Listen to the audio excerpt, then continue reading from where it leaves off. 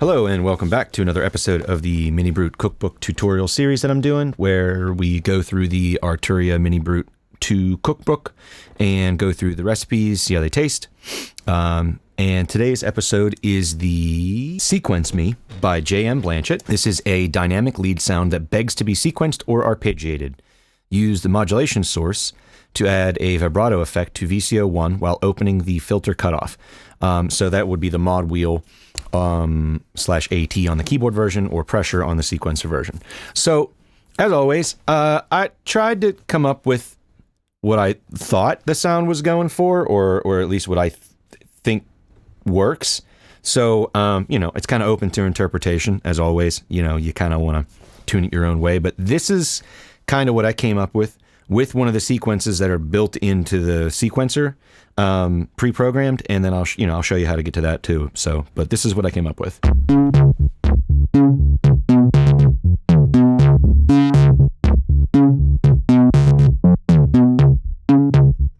So we'll go through how to get to that point. But as always, let's start from a neutral patch. So I like to just start from and do that, and then I do this, and then I do that. Sure, that's default-ish. I don't know. Okay, so as always, let's start off with some sound. So we got 3/4 of the square wave and almost all triangle. We got some tones going, okay? We're also going to add the oscillator 2 into the mix. Now, as near as I can figure from what the tune knobs show in the cookbook, the goal here... Oh, by the way, oscillator 2 should be in square wave and in all range. The goal here is to get the oscillator 1 down like a seventh, and then VCO 2 to match it. So if we go...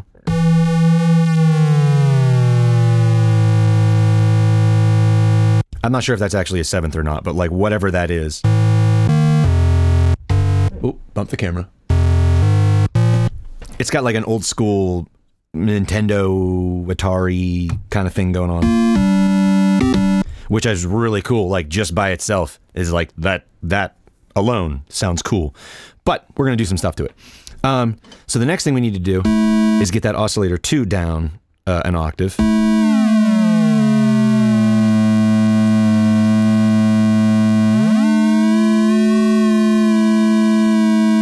Or I guess it was actually, I took it down to an octave above what the other one was. Because that would be the same, or it would be an octave below, because that would be the same octave. And there would be an octave below that. So, I'm assuming that's what it's supposed to be like. That's kind of what I'm coming up with that works. Anyway, so let's move on to the next step in the puzzle, which is to figure out what the filter is actually doing, okay? So first off, we're going to close the filter. Oh no! That's okay. Turn the frequency modulation back up. Give it a little bit of ADSR, a little release. Ooh, maybe a little more decay. But we don't need much, because we just need a nice kind of pluckiness to it, right? So we can kind of fine-tune that for a second. Let's add some decay to our...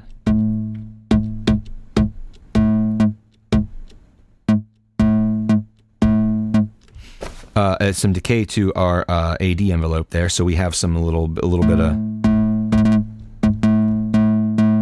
a length to what's happening. Now, if we just play a sequence from here, not bad. Not bad, but we can do some more with it, right? So the first thing that we're going to do is we're going to add a little bit of character to what's going on with the sound by using the LFO1 into the frequency modulation. And we're going to turn that up, the rate up, so we can actually hear what's happening. We're going to leave it in square wave mode for now. In free mode, not sequenced. That way you can get it a little bit.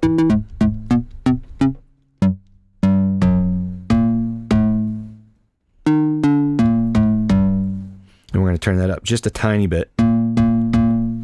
Keep bumping the camera with my head. All right. Just adding just a tiny bit of that. Now, something that I've tried before is to add, put the oscillators into sync, because, you know, oscillator 1 is being frequency modulated by oscillator 2. So if you sync them, you can really get that FM up there and being goofy. And it's a lot of fun. And it still stays more or less in tone. So whereas if you don't have that, the sync engaged, right? Only FM1 or only VCO1 is affected by that, where again, if you sync them, then you don't have that issue. Now you can also try putting LFO1 into linear FM. Once I get that in there. Okay, so LFO1 into linear FM. And you get some even goofier stuff going on there. But we're going to leave it in regular FM for right now, just to kind of keep a nice usable sequenced sort of a thing. I just want it to just kind of move a little bit here. So that's what I'm going to do there. I didn't do this at first at the beginning, but I do, you know, now that we did the sync, I really like that. So I'm going to kind of keep it in for right now, but just know that you don't have to do that. Now, there's one more step to the core of the sound. So actually, maybe I'll take this out for right now, because we don't need quite that much of it.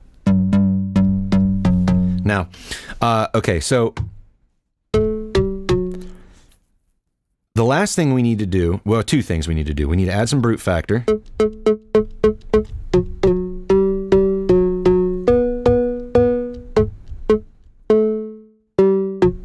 Then we're going to use the pressure modulation, which is pre-wired to the attenuator 1 for the cutoff.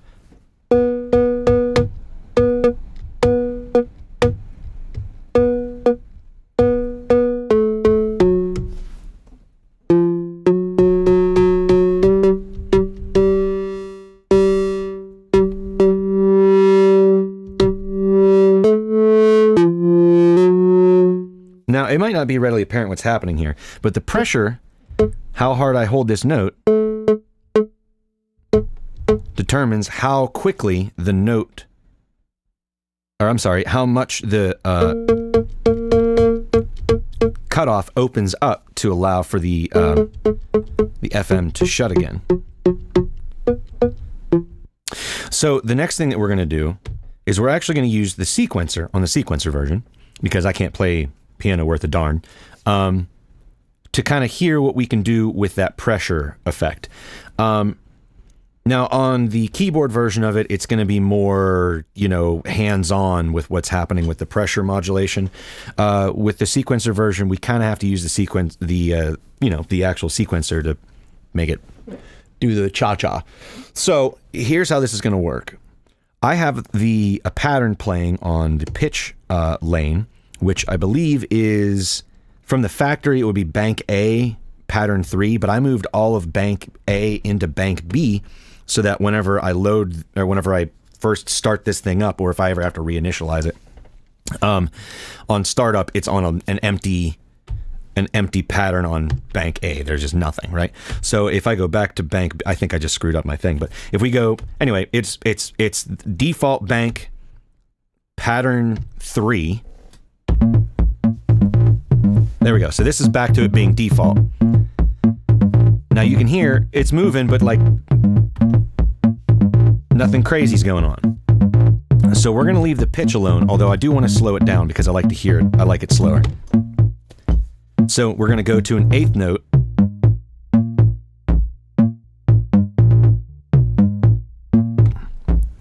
And I don't believe we have to do anything with the gate, really. We should be able to leave that alone. But anyway, but the pressure now, if we go to the pressure lane, now we turn on step record mode. We'll turn on all of these ones, turn off number 9. Okay, we got 1 through 8. So we're going to hit last step and then 8. And so now the pattern is just going to recycle. The pressure pattern is going to recycle on the 8th step instead of how the pitch goes all the way to the 16th step. So back to the pressure lane. Now let's start moving some stuff around. So on this one, let's go, they're all kind of starting off at 50%, or they should have been. I guess not.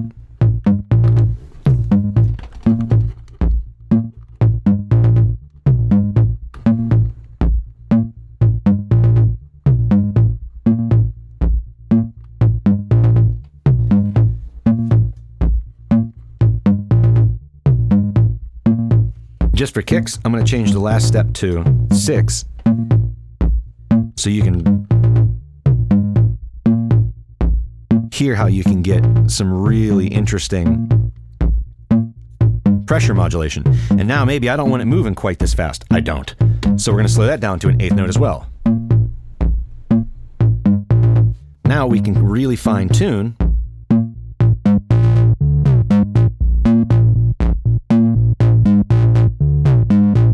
how much of that pressure is actually doing something.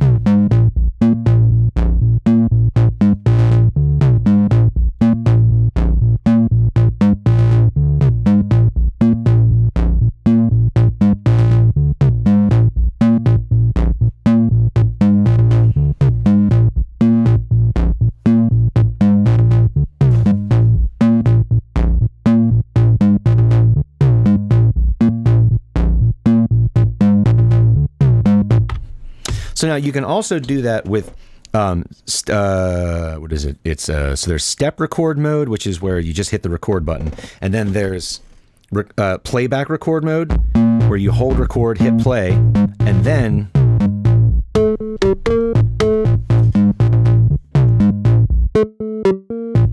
it records what you play. However, I know there's a way to have it only record the lane that you're on. So in this case would be the pressure lane. As you heard, it also recorded the pitch input too. So there's not really real-time record. That's what it's called.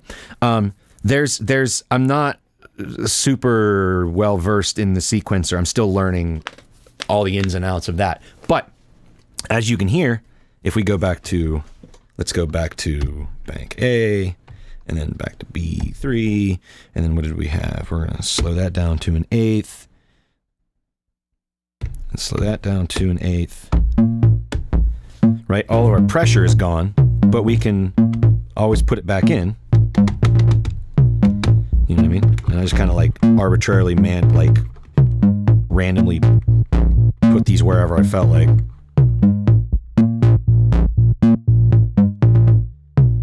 Right? So there you have it. We can use the pressure lane on the sequencer to really put some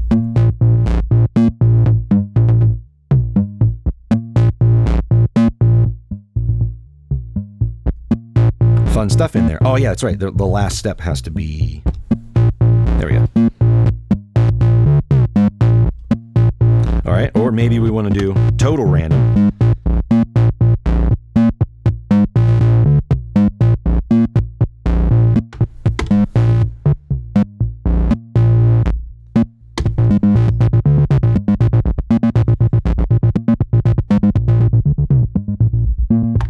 So, as you can see, there's any number of different ways to use the different lanes and different things. And that's just using the pressure modulation. There's also, there's a way to, I don't remember, this might not be right. Oh, there it is. So if you hold down the lane you want, you can then turn the knob to choose different styles, different values, different types of LFOs that you can then program. I need to delve deeper into the sequencer side of things, but this is more just about, kind of using the sound. So for piano players or the piano versions, maybe you want to use the ARP, right? So let's do, what would be an A minor chord? What would it be like? It's A, something like that, right? Right? So then, while that's playing, you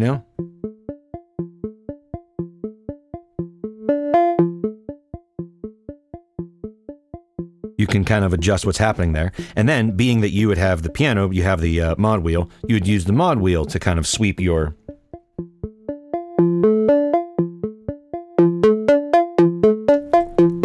filter open and close, so to speak, right? So that's just, one of the fun ways that you can use this really fairly simple patch. Not complicated. Just for kicks and giggles, we're going to go back and we're going to do this VCO sync thing.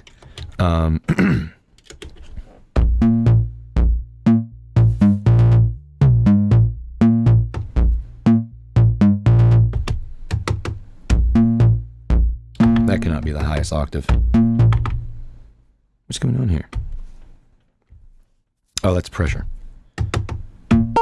There we go.